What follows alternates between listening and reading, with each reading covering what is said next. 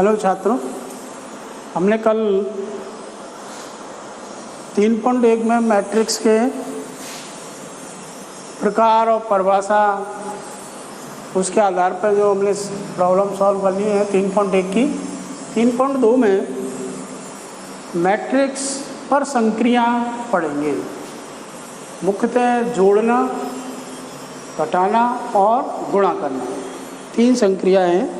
2 matrix जुड़ेंगे कैसे, घटेंगे कैसे और उनका गुणा कैसे होगा। तो बेटा पहली संक्रिया है आप यू का यू का योग। पहला, जोड़ने के लिए उनका समान क्रम का होना आवश्यक है। पहली बात, समान क्रम यानी कि इनकी कोटि बराबर होनी चाहिए, उनमें पंक्ति और स्तंभों की संख्या समान होती है। केवल समान क्रम के मैट्रिक्स ही जोड़े जा सकते हैं।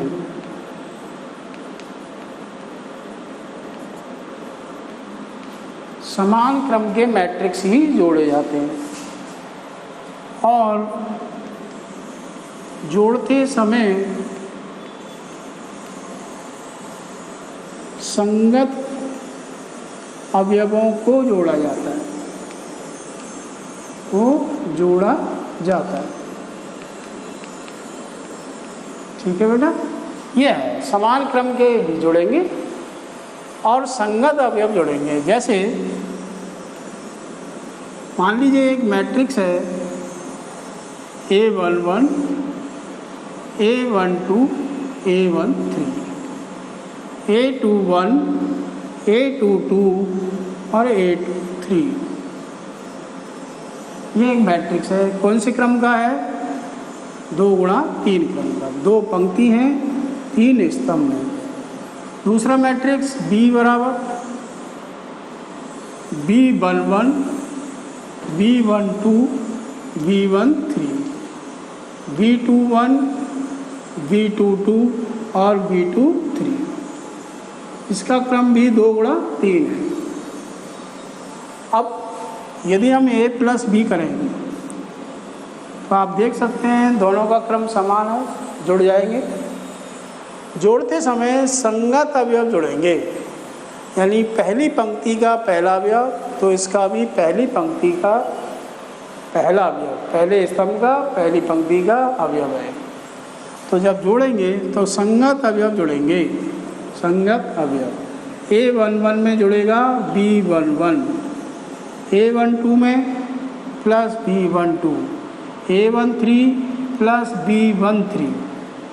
इसमें ये जुड़ेगा, अगले वाले में ये जुड़ेगा, फिर ये जुड़ जाएगा। ऐसे ही A21 में जुड़ेगा plus B21, A22 plus B22,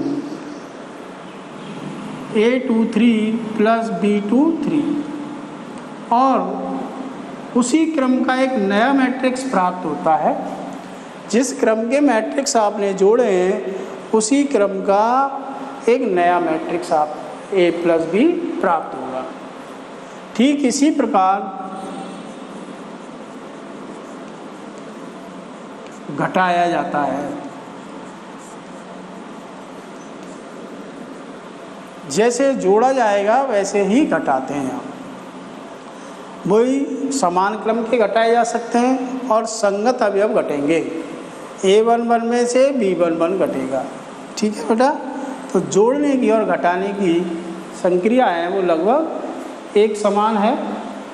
अब बेटा इसके जैसे गुणधर्म है, योग संक्रिया के गुणधर्म, योग संक्रिया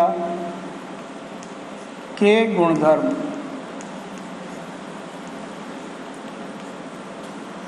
पहला, साथ क्रम विनिमय। क्रम विनिमय के नियम का पालन होता है, यानी A प्लस B करें चाहे B प्लस A करें, दोनों ही बराबर आते हैं। तो योग संक्रिया में क्रम विनिमय के नियम का पालन होता है। नंबर 2 साचर्य था। अगर 3 मैट्रिक्स जोड़े जा सकते हैं तो उन्हें जोड़ेंगे A प्लस B, इस तरीके से आप जोड़ सकते हो। तीसरा है योज्य तत्समक। योज्य तत्समक शून्य मैट्रिक्स होता है, O बराबर A बराबर O प्लस A। शून्य मैट्रिक्स को किसी में भी जोड़ेंगे वही मैट्रिक्स प्राप्त होगा। चौथा है योज्य प्रतिलोम। योज्य प्रतिलोम मैट्रिक्स।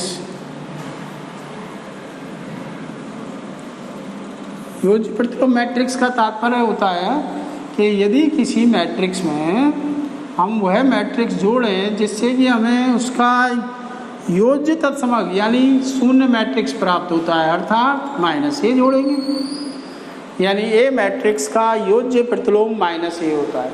किसी भी मैट्रिक्स का योज्य प्रतिलोम उसका ऋणात्मक मैट्रिक्स होता है। ये बेटा इसके गुणधर्म है। अब इसके बाद जो संक्रिया है वो है गुणन संक्रिया।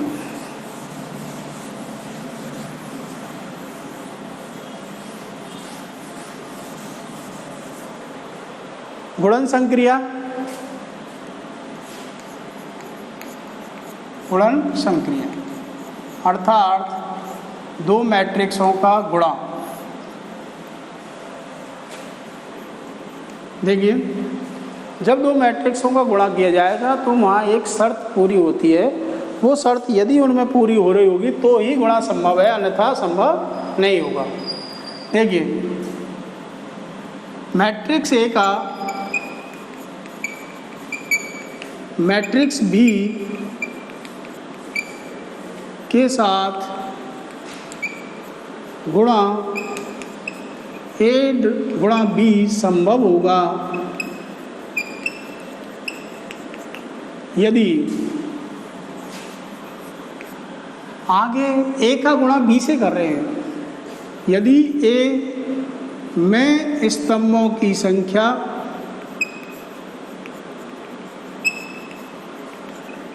बराबर B में पंक्तियों की संख्या के, पंक्तियों की संख्या, अर्थात A into B, A matrix गुणा B मैट्रिक्स तभी कर सकते हैं जब A में स्तंभों की संख्या और B में पंक्तियों की संख्या बराबर होगी। जैसे इसमें 2 स्तंभ हैं तो इसमें 2 पंक्ति होनी चाहिए। अगर ऐसा नहीं है तो गुणा संभव नहीं होगा। ठीक है बेटा। माना A का क्रम M गुणा P तथा B का क्रम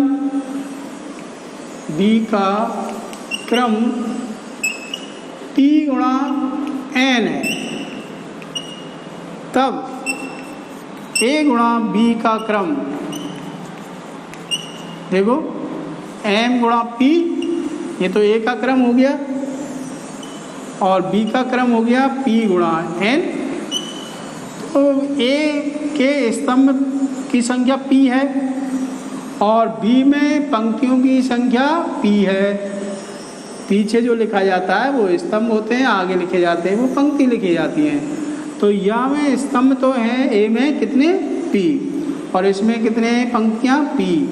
तो बेटा आने वाले यानी A डॉट B की क्रम होगा M क्रॉस N, यानी A इंटू B का क्रम M क्रॉस N होगा। तो हम ऐसे किसी का क्रम यानी पता कर सकते हैं A डॉट B का क्रम क्या आएगा। यदि A डॉट B संभव है यानी गुणा किया जा सकता है तो उसका क्रम इस प्रकार से आप ज्ञात कर सकते हैं। देखिए A का क्रम और B का क्रम, ए में स्तंभों की संख्या और बी में पंक्तियों की संख्या बराबर होगी, उसे हटा देंगे और तो ये बचेंगे ए में पंक्ति और बी में स्तंभ, वही आने वाले ए डॉट बी का क्रम हो जाएगा। अब इनका गुणा कैसे करते हैं, गुणा करने सीखेंगे। ये तो हो गई क्रम, क्या क्रम आएगा, और शर्त हो गई ए डॉट बी होगा या नहीं होगा। अब गुणा करना सीखते हैं। देखिए, माना एक मैट्रिक्स ए बराबर A11 A12 A21 A22, ये कितने क्रम का है बेटा, 2 गुणा 2 क्रम का। बी मैट्रिक्स बराबर B11 B12 B13 B21 B22 और B23, इसका क्रम है 2 गुणा 3। क्या ए गुणा बी संभव है? देखो, ए में पंक्ति स्तंभ कितने हैं, 2, बी में पंक्तियाँ कितनी हैं, 2, अर्थात गुणा संभव है। तो ए के स्तंभ में स्तंभ कितने हैं, 2 की संख्या है बराबर बी में पंक्ति की संख्या बराबर 2 है, इसलिए ए डॉट बी संभव हो जाएगा, संभव है। अब आप ये भी पता कर सकते हैं ए डॉट बी की कोटि क्या आएगी या क्रम क्या आएगा। देखो, 2 गुणा 2 2 गुणा 3, इन्हें हटा दो तो 2 गुणा 3 क्रम का आएगा, यानी ए डॉट बी का क्रम क्या आएगा, 2 गुणा 3। अब गुणा करते हैं, ए इंटू बी बराबर A11 A12 A21 A22 गुणा B matrix B11 B12 B13 B21 B22 और B23। इसमें बेटा गुणा पंक्ति का स्तंभ से होता है, पंक्ति का स्तंभ से गुणा। तो गुणा करेंगे कैसे, देखिए, अब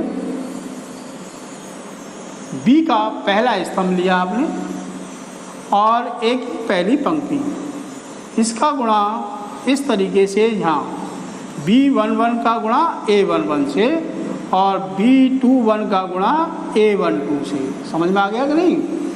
B1 पहला स्तंभ लिया आपने, पहले स्तंभ का पहली पंक्ति से गुणा करेंगे तो पहली पंक्ति, पहले स्तंभ का पहला अवयव, पहली पंक्ति का पहला अवयव, यानी A11 का गुणा B11 से, यानी A11 गुणा B11 प्लस, अब इसका गुणा इससे हो जाएगा A12 गुणा B21।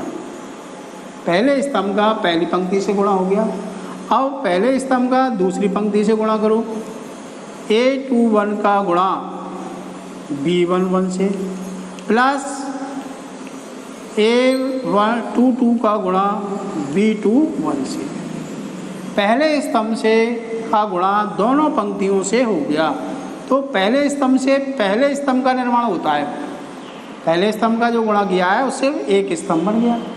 अब दूसरे स्तंभ को लेंगे ऐसे ही और दूसरा स्तंभ बनाएंगे, तो दूसरे स्तंभ का पहली पंक्ति से गुणा, A11 का गुणा B12 से, इसका गुणा इससे।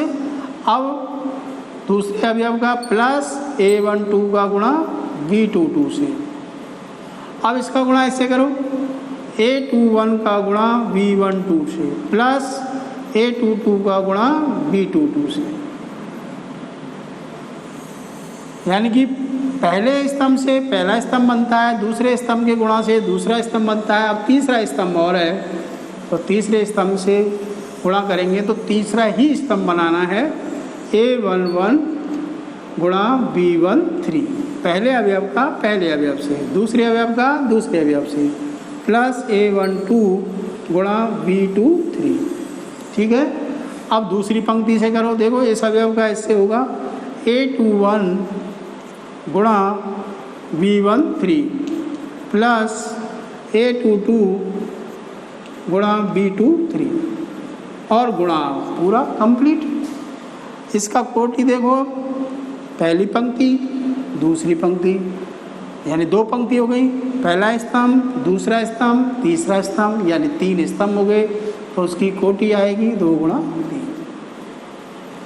तो बेटा इस तरीके से हम किन्हीं दो मैट्रिक्स को गुणा करते हैं यदि संभव है। तो संभव होने के लिए पहले इस तरीके से शर्त देखी जाती है, शर्त देखने के बाद फिर उसके बाद गुणा करते हैं। पहले स्तंभ का पहली पंक्ति से दूसरी पंक्ति से, पहले स्तंभ दूसरे स्तंभ का सभी पंक्तियों से, फिर ऐसे तीसरे स्तंभ का फिर सभी पंक्तियों से, पहले स्तंभ से पहला स्तंभ बनेगा, दूसरे स्तंभ से दूसरा स्तंभ, तीसरे स्तंभ से तीसरा स्तंभ। इस तरीके से हम गुणा कर सकते हैं बेटा। और एक मैट्रिक्स, दो मैट्रिक्स लेके गुणा करके देख लेते हैं एक बार, कोई भी आप ले सकते हो। ए मैट्रिक्स बराबर 1 2 3 -2 0 5 और बस बहुत है, इतना ही छोटा ही करके देखते हैं। 2 गुणा 3। बी मैट्रिक्स ले लेते हैं,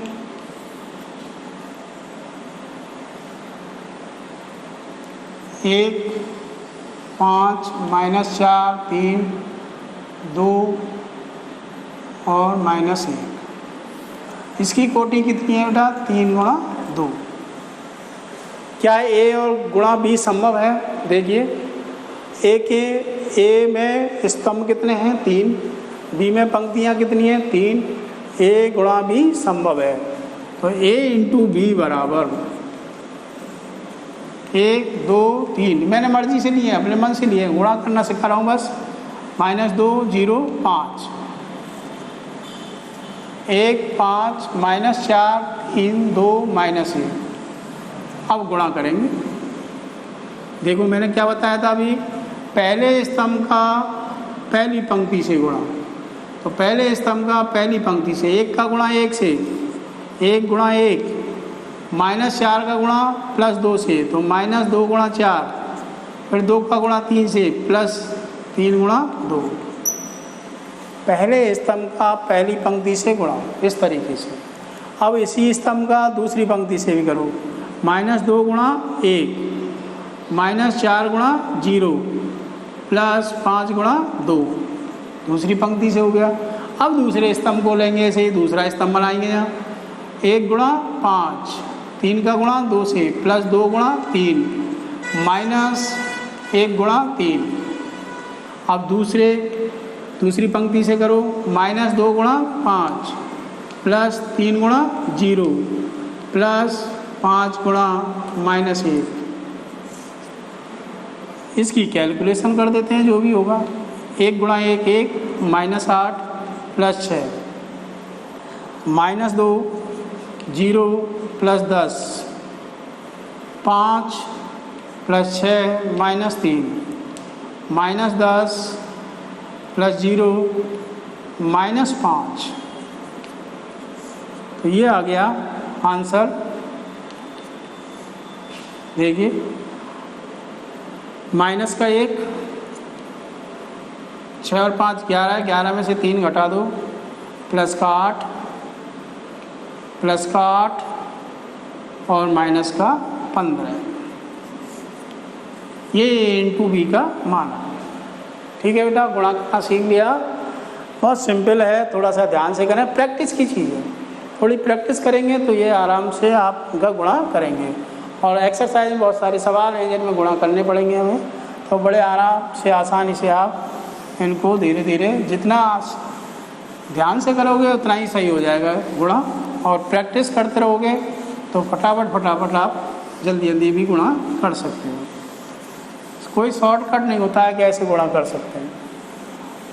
अब बेटा इसके बाद आता है गुणन संक्रिया के गुणधर्म। गुणन संक्रिया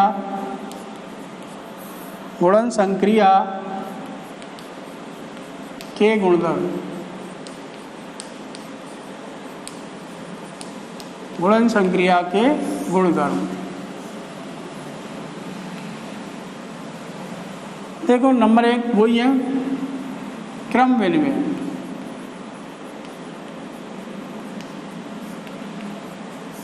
A इंटू बी बराबर B इंटू ए सदैव सत्य होना आवश्यक नहीं है, आवश्यक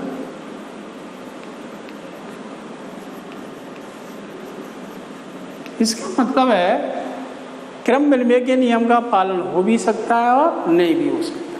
कई बार तो क्या होता है A डॉट बी संभव होता है, यानी A का गुणा B से संभव होता है, लेकिन B का गुणा A से संभव ही नहीं होता है। तो इसका मतलब A डॉट बी या B डॉट ए बराबर आ भी सकते हैं, कई बार नहीं भी आ सकते। तो ज़्यादातर बराबर नहीं आते हैं, लेकिन कभी कभी आ भी जाते हैं। तो ये A dot B B dot A बराबर हो भी सकता है और नहीं भी हो सकता, यानी क्रम विनिमय के नियम का पालन कई बार हो जाता है, अधिकांशतः नहीं होता है। ठीक है। नंबर 2 साचर्य। साचर्य यदि 3 मैट्रिक्सों का गुणा संभव है A इंटू बी इंटू सी, अगर इन तीनों का गुणा संभव है तो आप इस क्रम में गुणा करेंगे तो बराबर आएगा। पहले A का गुणा B से कर लें, फिर जो प्राप्त होगा उसका गुणा C से कर दें, अथवा पहले B और C का गुणा कर लें, जो प्राप्त होगा उसका गुणा C से कर दें, बराबर आएगा, यदि ABC संभव है तो। ठीक है। तो साचर्य के नियम का पालन होता है। नंबर 3 बंटन नियम, जिसको हम वितरण नियम भी कहते हैं। वितरण नियम A इंटू बी प्लस सी बराबर A डॉट बी, यानी A का गुणा B से प्लस A का गुणा C से बराबर आता है। ठीक है बेटा। चौथा है गुणन तत्समक। गुणन तत्समक इकाई मैट्रिक्स होता है, इकाई मैट्रिक्स होता है, यानी A इंटू आई बराबर A बराबर I इंटू ए। 5वां है गुणन प्रतिलोम। गुणन प्रतिलोम मैट्रिक्स।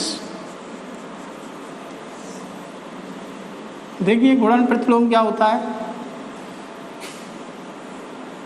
A डॉट बी बराबर I है, मान लो अगर 2 मैट्रिक्सों का गुणा I के बराबर आ रहा है तो A का इन्वर्स यानी A का प्रतिलोम B हो जाएगा तथा B का प्रतिलोम A हो जाएगा।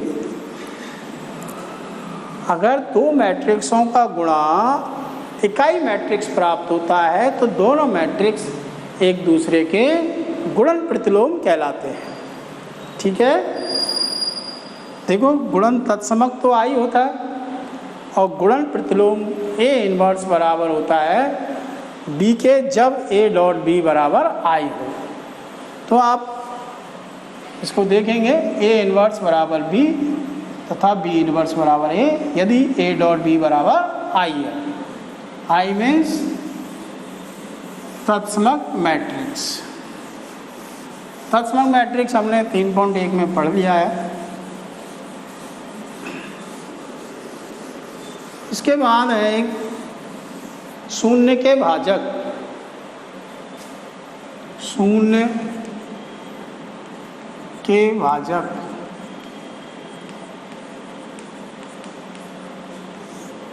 यदि 2 आव्यूहों का गुणा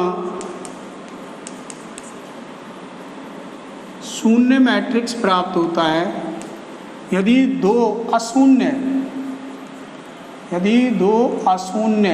यानी स्वयं 0 नहीं होने चाहिए, कि अशून्य 2 आव्यूहों का गुणा शून्य मैट्रिक्स होता है तो वे मैट्रिक्स शून्य के भाजक कहलाते हैं, के भाजक कहलाते हैं।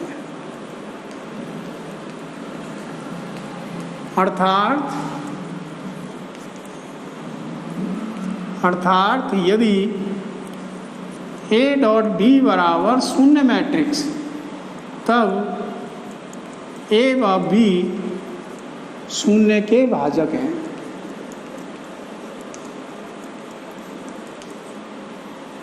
अगर दो मैट्रिक्सों का गुणनफल शून्य मैट्रिक्स आता है, यानी सारे अवयव 0 0 आते हैं गुणा करने के बाद में, तो वो दोनों मैट्रिक्स शून्य के भाजक कहलाते हैं। फॉर एग्जाम्पल एक देख लीजिए, ए बराबर -1 1 1 2 1 2 और बी बराबर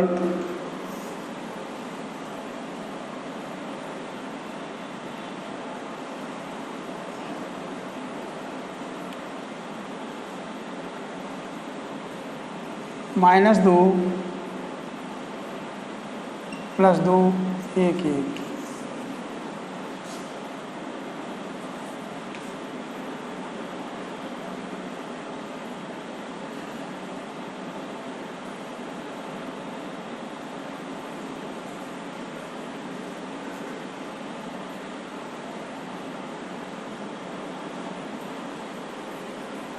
हाँ बेटा, ये देखो दो मैट्रिक्स हैं ए और बी, इन दोनों को गुणा करें, दोनों 0 नहीं है। ए बी बराबर 1 1 2 2 इंटू -2 -2 1 1। पहले स्तंभ का पहली पंक्ति से गुणा करो, यह आएगा -2 + 2। इसका करो -2 + 2। अब इससे करो -2 + 2, इससे करेंगे -2 + 2, तो ये आ जाएगा 0 0 0 0 बराबर शून्य मैट्रिक्स। अर्थात ए और बी दोनों ही शून्य के भाजक हैं। इस तरीके से यदि दो मैट्रिक्सों का गुणनफल शून्य मैट्रिक्स आता है, तो दोनों ही क्या कहलाते हैं? शून्य के भाजक। ठीक है बेटा।